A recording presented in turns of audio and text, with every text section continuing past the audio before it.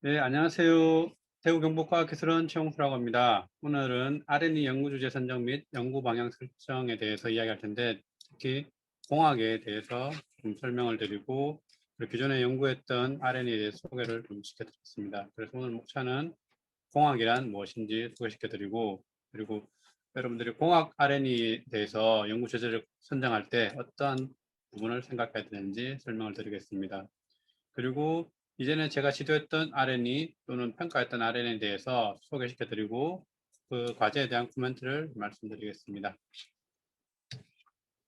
자, 그럼 공학이란 무엇일까요? 공학이란 제가 사전을 찾아보니까 공업적인 생산에 응용하여 생산력과 생산품의 성능을 향상, 발전시키기 위한 과학기술의 체계적인 학문이라고 하고 영어로는 엔지니어링이라고 합니다. 그래서 크게 과학과 공학의 차이가 무엇이냐면은 과학은 현재 우리 지구에 존재하는 자연현상의 이해 및 설명이 중요합니다. 그래서 결국 질문하는 것이 why, 왜라는 것입니다. 왜 태양이 뜰까? 왜 천둥이 칠까? 그런 것들을 공부하는 것이고 좀 더 구체적으로 학문 분야로는 물리, 화학, 생물, 지구과학 등등이 있을 것이고 아마 이런 부분들은 학교에서 수업을 하기 때문에 잘 알고 있을 것이라고 생각합니다. 근데 공학은 과학과 조금 다른 면이 과학의 원리를 바탕으로 연구를 하지만은 기존에 존재하지 않는 새로운 기술을 개발하는 것입니다. 그래서 결국 how, 어떻게라는 것이 가장 큰 질문입니다. 그래서 여러분들이 공학을 공부하고 싶어서 만약에 대학을 간다면은 아마도 기계, 전기, 전자 등등등 또는 로봇공학, 항공, 의공학 등등을 선택할 겁니다. 그래서 그런 것들은 이제 공학 내에서 어떤 분야를 연구하고 개발하느냐에 따라서 이제 전공이 나눠지는 거죠.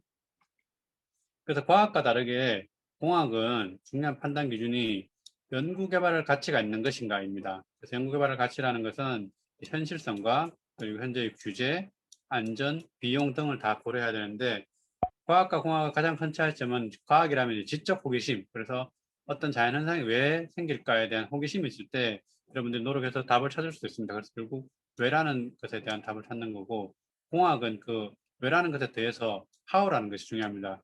그 말은 여러분들이 답을 찾고 싶은 문제가 있는데 그것이 너무 경제적으로 가치가 없다면은 사실은 공학에서는 좀 하기 힘들 수도 있습니다. 그러나 때로는 경제성보다는 사회적인 그리고 윤리적인 공익적 가치 판단이 필요하기도 합니다. 즉 많은 경우 일반적으로 공학은 경제성이 있을 때 저희가 연구를 하고 개발을 하게 되는데 때로는 이제 장애인 복지나 노령인구 복지나 이런 것들을 고려해서 사회적으로 윤리적으로 공익적으로 가치가 있으면은 개발하기도 합니다. 이제 그것이 어, 조금은 예외적인 공학의 연구 분야입니다. 그래서 아마 과학과 공학에 대해서는 이해를 하셨을 것 같고요.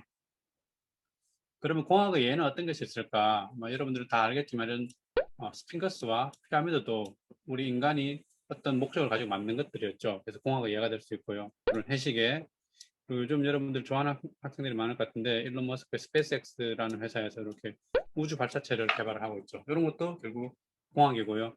여기는 아마 생소할 수도 있는데 여기 저희가 개발하고 있는 마이크로봇이고요. 마이크로봇에 이렇게 줄기세포가 붙어서 세포 전달하는 로봇인데 이런 것도 이제 사이언스는 아니죠. 과학은 아니고 공학이죠. 어떤 목적을 달성하기 위해서 그 세포 치료제를 개발하기 위한 목적을 달성하기 위한 결과입니다.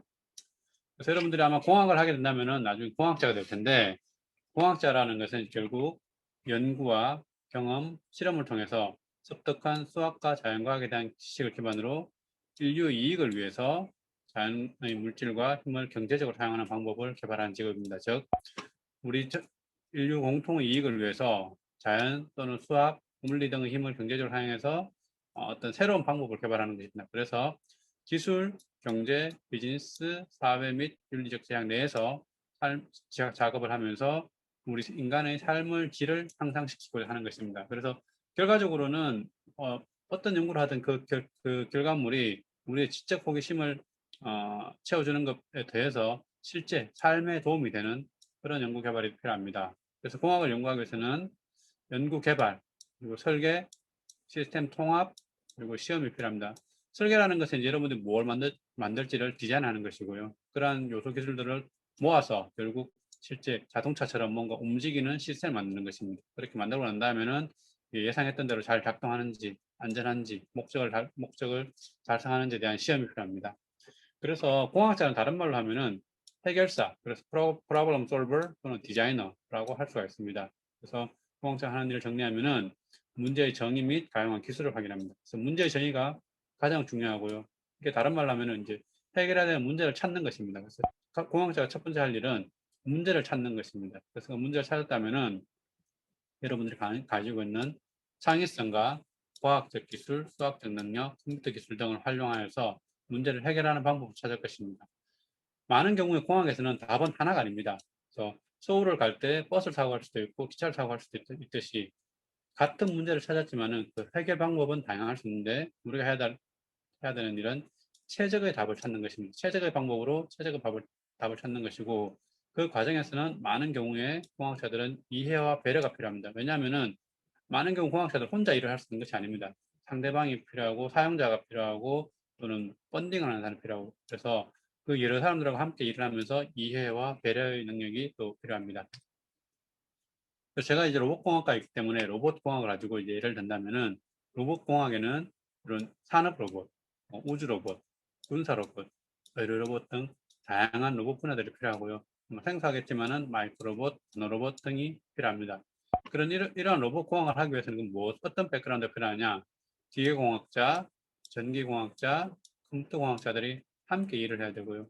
이 세 가지 분야가 엮이는 부분을 우리가 메카트로닉스라고 하고요. 메카트로닉스 중에서도 아주 일부를 저희가 로봇공학이라고 합니다. 그러면 로봇공학이 또 굉장히 좁은 분야냐? 그렇지는 않습니다. 왜냐하면 로봇공학을 하려면 또 기계공학, 전기전자공학, 컴퓨터공학 등의 분야가 필요하기 때문입니다. 그래서 이 슬라이드를 보면은 이제 로봇이 어디에 쓰이느냐인데 결국 로봇은 저는 개인적으로 이렇게 의료 로봇에 관심을 가지고 연구를 하는데요. 여러분들 알겠지만 오늘 이제 우주 탐사선이 화성에 도착했는데 이렇게 로봇이라는 것은 우주 끝까지 가기도 하고요. 바다 깊은 곳에 가서 심해를 탐사하기도 합니다. 그리고 군사용으로도 쓰이고 요즘 이제 오락용으로도 굉장히 많이 쓰입니다. 그래서 로봇 분야가 굉장히 좁은 것 같지만은 실제 로봇은 바다 깊은 곳까지 에서부터 우주 끝까지 가기도 합니다. 그래서 여러분들이 만약에 공학을 하거나 또는 로봇 공학을 하더라도 그 활용 분야는 굉장히 다양할 것이고요. 이제 그런 다양한 분야를 어떻게 활용할 것이라는 걸 알려면은 실제로 이제 예를 들어서 의공학을 의료 로봇 한다면은 의사 선생님들하고도 대화를 할 수 있어야 되고요. 그리고 로봇을 만들어주는 메커니즘을 하시는 분들하고 대화할 수 있어야 되고 로봇을 제어하기 위한 소프트웨어 하시는 분들하고도 대화를 할 수 있어야 되고 예를 몇 가지 들었지만은 여기서 강조하고 싶은 것은 여러분들이 한 분야만 해서는 그 분야를 잘할 수는 없습니다. 본인이 잘하는 분야 한 분야를 가지고 있지만은 다른 분야 분들과 대화를 하면서 같이 답을 찾는 노력이 필요합니다. 그래서 이게 1965년도에 이제 만화였는데 이때 이제 서기 2000년대를 예상하면서 만든 그림들입니다. 그래서 보면은 아마 수학여행을 우주로 간다는 부분은 아직 저희가 달성하기는 힘들었지만은 태양열을 이용해서 집을 태운다 또는 움직이는 도로, 전기 자동차 이런 것들을 이미 소형 TV 여러분들이 핸드폰으로 다 유튜브 보죠. 그래서 많은 부분이 우리가 상상하던 것들이 현실로 만들어지고 있습니다. 그래서 이런 것들을 하는 것이 공학자입니다. 그래서 우리가 지금 상상하는 것을 정말 우리 삶에 또는 우리 생활에 쓸 수 있도록 도와주는 사람들이 공학자고요. 여러분들 앞으로 20년, 30년 후에 우리나라 또는 세계를 이끌어가는 공학자가 될지도 모르겠는데 여러분들 같은 이제 미래 공학자들이 하는 일에 따라서 우리 향후 2050년도 정도의 미래가 이렇게 될 수도 있고 또는 이렇게 될 수도 있을 것입니다.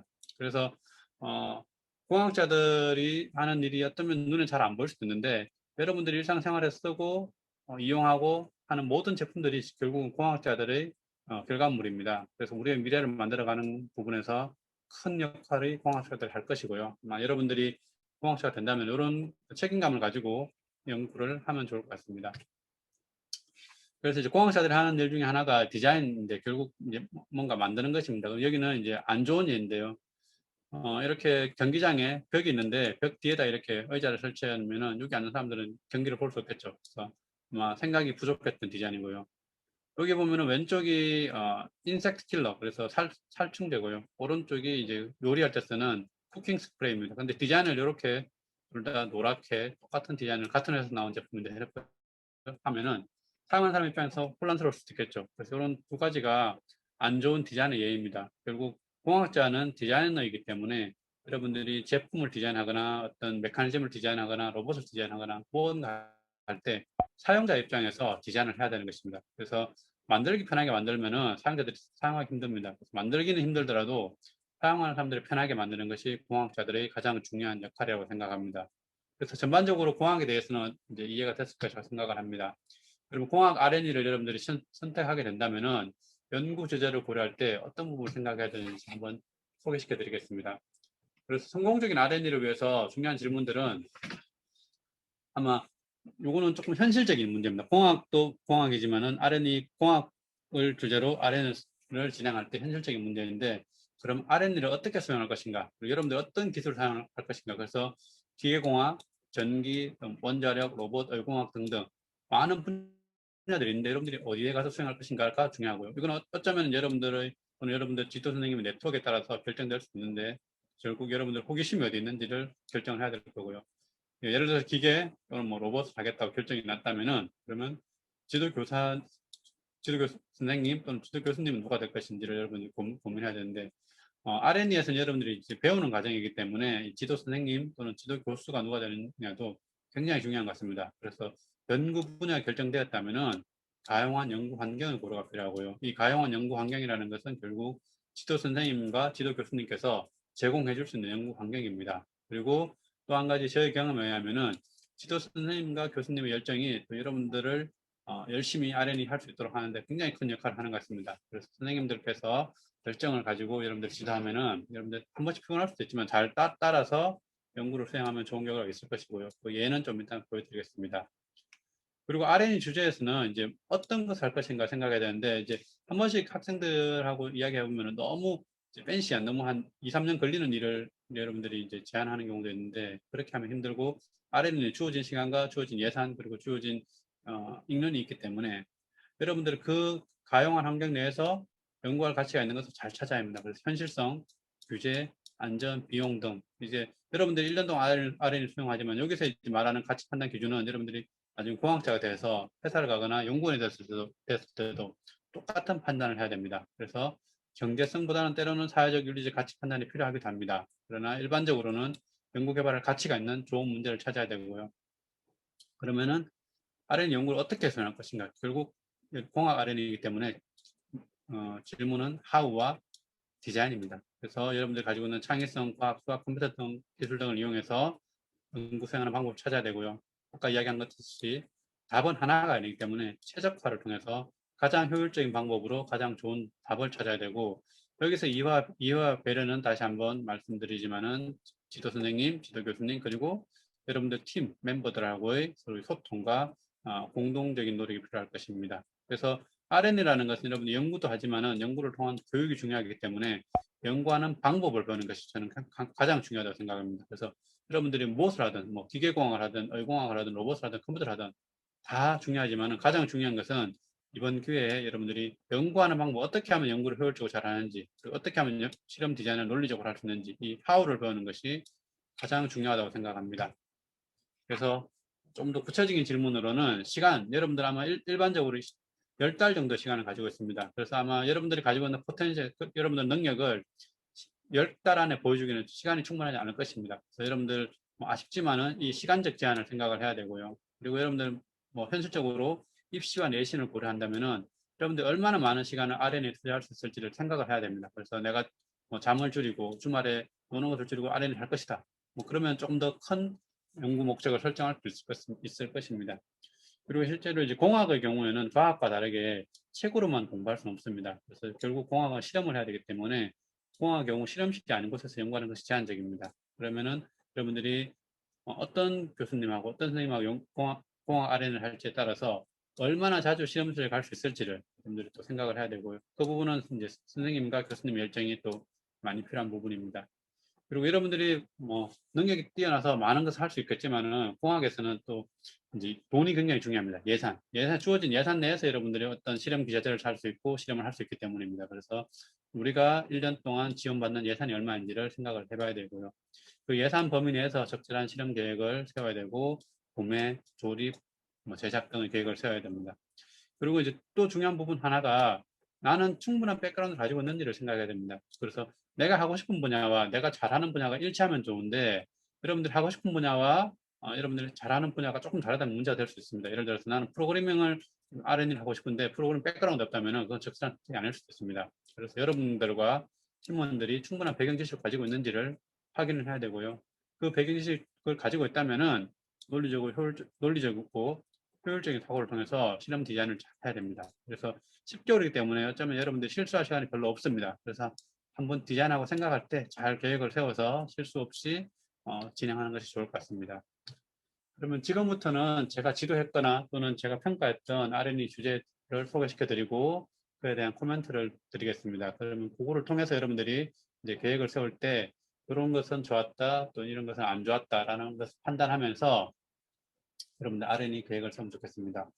여기는 이제 2013년도에 제가 지도했던 부산 일가학부 학생들이고요. 그때 주제는 뇌기계 인터페이스를 접목한 장치 개발이었고요. 결국 목적은 브레인 머신 인터페이스를 통해서 우리가 곤충 움직임을 제어하는 것이었습니다. 그래서 뇌파를 검출하고 이 뇌파를 기반으로 뇌뷰 신호를 처리해서 전기 자극 신호를 만들고 그 자극 신호를 곤충으로 자극하는 것입니다. 이 뇌파는 이제 학생들의 뇌파죠. 학생들이 이 곤충을 왼쪽, 오른쪽 이렇게 움직이고 싶다는 생각을 하면은 그 뇌파를 분석해서 뇌뷰에서 왼쪽이라면은 왼쪽에 필요한 곤충을 자극하는 전기 신호, 오른쪽이라면 오른쪽으로 움직이게 하는 자극 신호를 만들어서 곤충을 전기 자극합니다. 그래서 그때 저희가 장수풍뎅이, 대벌레 등을 사용해서 실제로 전극을 곤충에 삽입해서 생각으로 곤충을 로봇처럼 제어하는 연구를 진행했고 그때 결과물이 좋아서 이 학생들이 장관상을 받게 됐습니다. 근데 이때 학생들이 굉장히 열심히 했고요. 또 하나 강조하고 싶은 것은 선생님이 굉장히 열정적이셨습니다. 그때 과학 담당 선생님이셨는데 항상 피곤하시겠지만 그 학생들 부산에서부터 대구 디스트까지 선생님 개인 차량으로 방문을 매주 하셨거든요. 그리고 여름에는 같이 여기 상주하시면서 연구를 하셨습니다. 그래서 일단은 저는 선생님의 열정이 굉장히 그때 감동을 받았었고요. 그래서 선생님께서도 열심히 하시니까 저도 열심히 할 수밖에 없었습니다. 그래서 선생님 열정이 저는 그때 감동을 받았고 그에 따라 학생들도 굉장히 열심히 했습니다. 아마 학업과 내신 등으로 많은 부담이 있었겠지만은 근데 정말 열심히 참여했고 선생님과 학생들이 열심히 하기 때문에 저도 충분한 기술적 지원을 할 수 있었고요. 무엇보다는 학생들이 적절한 굉장히 호기심이 유발되는 나의 생각으로 곤충을 제어하겠다는 그런 재밌는 아이디어를 가지고 연구했기 때문에 좋은 결과가 있었던 것 같습니다. 그리고 여기서부터는 이제 지난해 2020년도에 제가 이제 조언을 했던 R&E 과목들입니다. 그래서 첫 번째가 터틀봇을 이용하여 자율주행 시스템 제작하기인데 여기는 이제 터틀봇이라는 것을 일단 이용해서 이거는 학생들이 만든 게 아니고 이용해서 자율주행 로봇을 만드는 것이고요. 그중 목적 중에 하나는 이제 슬램이라고 로봇을 이용해서 주변 지형을 신속하게 파악하고 맵을 그러니까 지도를 구성하는 프로그램을 짜는 것이었습니다. 그래서 당시에 이제 문제점은 이제 로봇이 움직이면서 평평하지 않은 공간에서는 로봇이 이제 평평한 지역에서 움직이는 것하고 좀 다르게 예상하지 못했던 움직임이 있기 때문에 이게 이제 자이로 센서가 정확하게 작동하지 못하는 문제가 있습니다. 그래서 평평하지 않은 지역에서는 로봇이 잘 움직이지 못했고 그리고 2층 부분에서도 이제 매핑을 해야 되는데 기본적으로 통신하는 방법이 와이파이로 연결한 통신인데 와이파이가 연결이 끊겨서 문제가 조금 발생했습니다. 여기서 이제 이 R&E에서는 문제 정의가 사실 명확하지 않았습니다. 왜냐하면 그냥 로봇을 가지고 자율주행 시스템을 만들어 보겠다는 이제 호기심은 좋았는데 이것을 왜 하는지에 대한 문제 인식이 별로 없었습니다. 그래서 정확하게 문제 인식이 좀 어려웠고 그리고 기술적 문제에서는 평평하지 않은 공간이 있다는 것 그리고 미리 알았다면 여기에 대한 대응이 있었을 텐데 평평하지 않은 공간이 있다는 것을 미리 알지 못했고 실제로 이제 연구하는 과정에 평평하지 않은 공간이 나왔을 때 문제 해결이 조금 부족했던 것 같습니다. 그래서 여기서 이제 배울 것은 슬램이라는 것은 실제로는 연구를 위해서 배경 기술이 굉장히 많은 배경 지식이 필요합니다. 근데 이제 그런 배경 지식이 좀 부족했던 것 같고요. 그래서 여러분들이 이 과제에서 배울 부분은 문제를 미리 정확하게 인지를 해야 된다. 문제를 디파인해야 된다. 그리고 그 문제를 해결하기 위한 충분한 백그라운드가 있는지를 여러분 좀 생각을 하는 것이 주제를 정할 때 좋을 것 같습니다. 그리고 다음은 이제 드론을 가지고 마크 인식을 통해서 드론으로 택배를 배달하겠다는 그런 연구였습니다. 여기도 뭐 학생들이 좋은 아이디어로 굉장히 열심히 연구를 했습니다. 근데 이제 문제 해결 과정에서는 드론으로 이런 마크를 만들고 이런 마크에서 우편번호, 도로명, 도로명의 본부, 부번, 아파트 동번호 영역 등을 찾아서 택배를 배달하겠다는 거였는데 여기서 이제 여기도 이제 굉장히 흥미로운 연구인데 문제 정의에 있어서 드론은 일반적으로 비행 거리가 굉장히 짧습니다. 상대적으로.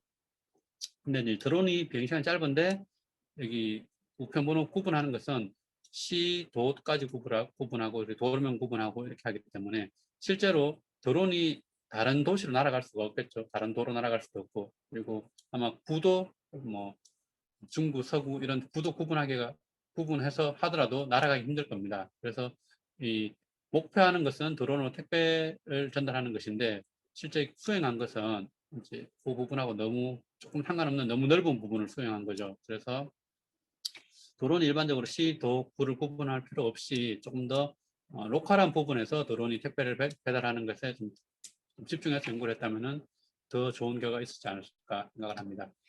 그리고 다음으로는 간단하게 설명하겠지만은 이제 실험실에서 유해 물질을 계량 및 운반에 안정적으로 사용하는 로봇 손을 제안인데 결국 이제 로봇 손을 이용해서 위험한 유해 물질을 실험실에 정확하게 정량적으로 계량하고 운반하겠다는 것인데 뭐 중간 생략 부분은 좀 생략하고 여기도 일단 문제 뒷판에서 여러분들이 만약에 세탁하는 빨래하는 로봇을 만드는 게 좋을지 빨래하는 기계를 만드는 게 좋을지 세탁기가 좋을지 세탁하는 로봇이 좋을지 한번 생각해 보면은 뭐가 좋을까요? 제가 생각에는 세탁기가 충분하고 세탁하는 로봇을 만드는 것은 너무 목적에 비해서는 과분한 너무 오버스펙된 기술이라고 생각하거든요. 그래서 여러분들이 문제 뒷판을 하는 것도 중요한데 문제 뒷판을 하고 난 다음에 그것을 해결하기 위한 적절한 기술을 찾는 것이 중요합니다. 그래서 여기 로봇 손까지 제한하는 것은 제가 생각에는 조금 뭐 과한 기술이지 않을까 생각을 합니다. 여기서부터는 조금 잘 된 과제들입니다. 그래서 제목이 경량형 스마트 소재 악력 보조 외골격 장치인데 여기는 이제 이런 외골격 장치를 가지고 택배나 어떤 노동을 하시는 분들이 외부 힘을 좀 더 받을 수 있는 그런 장치였고요. 이거는 결과는 사실은 뭐 그 한 7번 정도의 실험을 통해서 학생들이 많은 노력을 했고 좋은 결과들이 나왔고요. 특이한 점은 학생들이 직접 이렇게 시뮬레이션까지 배워서 만들면서 이런 만드는 구조물들이 어떤 변이, 어떤 힘을 받을지를 계산했다는 것입니다. 그래서 일단 굉장히 성실하게 연구를 진행을 했고요.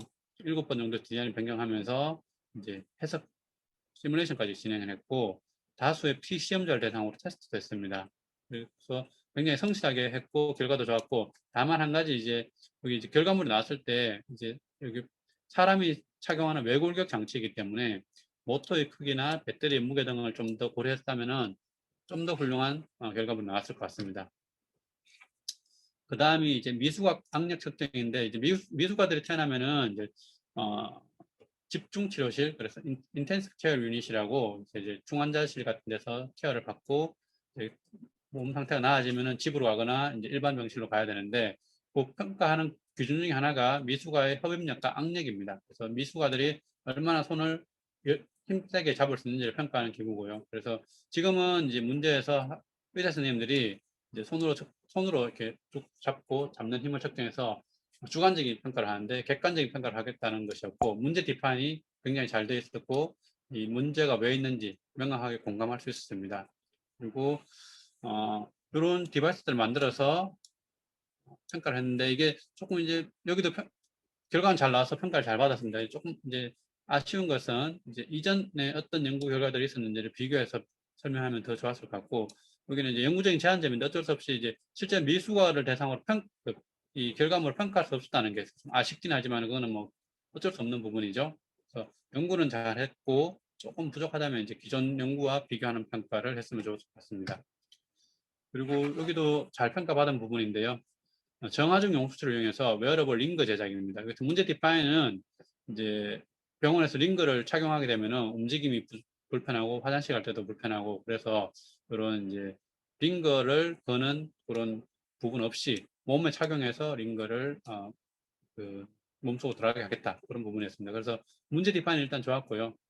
이 그룹도 다수의 프로토타입을 제작해서 크기를 줄이고 착용성을 향상시키려고 노력을 많이 했습니다. 그래서 처음에 이렇게 됐다가 나중에 좀 작아져서 착용을 했던 것 같고요. 아마 제가 기억하기로는 한 3사람 정도 실제로 이제 착용 시험도 했던 것 같습니다. 그래서 그 부분이 좋았고요. 그리고 이 보고서에서는 학생들이 경제성과 정량화를 굉장히 많이 고려를 했습니다. 그래서 공학에서 반드시 필요한 부분이죠. 그래서 그런 부분이 굉장히 좋아서 평가를 잘 받은 것 같습니다. 그래서 몇 가지 예를 들면 설명을 드렸는데 요약을 한다면은 공학 R&D 주제 선정은 결국 문제의 정의부터 출발합니다. 그래서 좋은 문제를 찾고 문제를 잘 찾아야 됩니다. 문제를 정의했다면은 그 문제를 해결할 수 있는 연구 목표를 설정할 수 있습니다. 그래서 여러분들 생각해야 될 부분은 이러한 문제가 우리 삶을 어떻게 향상시킬 수 있을까? 또는 기존 우리가 하고자 하는 것이 기존 기술의 개선인가? 아니면 전혀 새로운 기술의 개발인가? 그래서 일반적으로는 전혀 새로운 기술의 개발이 좋죠. 더 파괴력 있고 그리고 기존 기술의 개선도 이제 시장성과 가치가 있다면 충분히 할 수 있는 일이고요. 그리고 결과적으로 우리는 공학이기 때문에 경제적으로 유용한가, 경제적으로 유용하지 않더라도 또는 사회적으로, 윤리적으로, 공익적으로 필요한 기술인가. 그래서 이렇게 후자의 경우 공익적으로 필요하다면 경제성은 좀 떨어지더라도 역시 개발할 가치는 있다고 생각을 합니다. 그리고 이렇게 여러분들 문제를 정의했다면은 정의된 문제를 해결하기 위해서 충분한 연구 환경, 충분한 연구 시간, 충분한 연구 인력, 충분한 연구 예산이 있는가를 고려를 해야 됩니다. 너무 큰 그림을 그리면 여러분 실제로 달성하기 어렵습니다. 그래서 여러분들이 가용한 소스가 있는지를 확인해야 되고요. 그래서 연구 목표는 선행 연구를 조사하고 기존 연구의 부족한 점을 찾고 R&E를 통해서 무엇을 개선하고자 하는지 정확한 목표를 설정을 해야 됩니다. 그리고 항상 논리적으로 계획을 세우고 판단을 해야 되고요.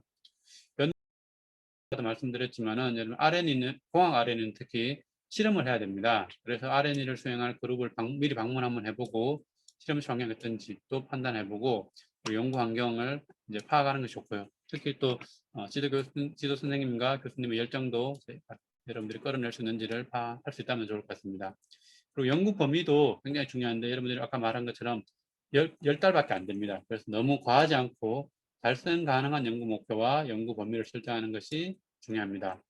이런 것이 다 준비됐다면 이제 연구 방법인데요. 항상 논리적으로 효율적인 방법을 찾아야 됩니다. 그래서 답은 여러 개 있지만은 가장 좋은 답을 가장 효율적인 방법 찾는 것이 중요합니다. 이에 따라서 여러분들 연구 계획과 실험 디자인을 해야 됩니다. 1년이라는 시간은 짧기 때문에 잘 생각해서 답을 찾아야 되고요.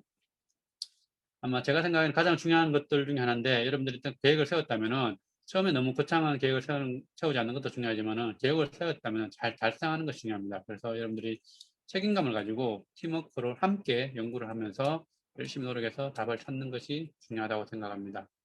그래서 뭐 충분한지 모르겠지만 이 정도로 공학 R&D에 대해서 설명을 드리겠습니다. 1년 동안 좋은 결과를 도출할 수 있기를 바랍니다. 감사합니다.